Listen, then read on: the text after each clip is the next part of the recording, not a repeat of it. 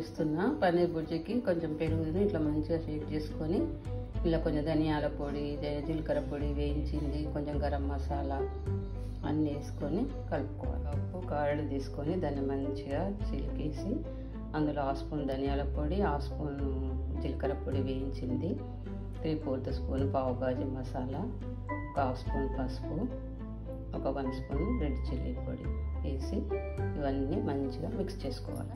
Mix చేస్తే ఇలా వచ్చింది. గరం మసాలా కూడా వేస్తున్నాను. తర్వాత అంతా మిక్స్ చేసుకున్న తర్వాత ఇలా ఉంది.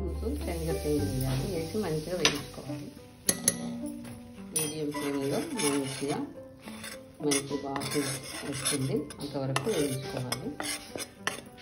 ఆ తర్వాత ఆనియన్ వేసుకోవాలి. మంచిగా వేయింది. ఇప్పుడు ఇందులో కొంచెము జీలకర్ర వేసుకోవాలి.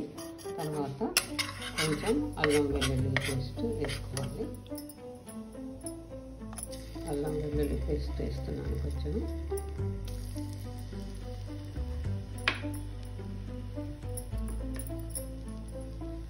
కొంచెం చిల్లీ పేస్ట్ వేసి మంచిగా కలుపుకోవాలి.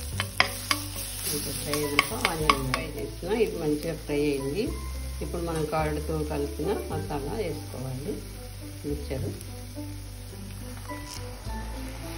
ఇలా మిక్స్ చేసి పెట్టుకున్నాను. ఇది ఒక 2 మినిట్స్ అయిపోయింది, బాయిల్ అయింది.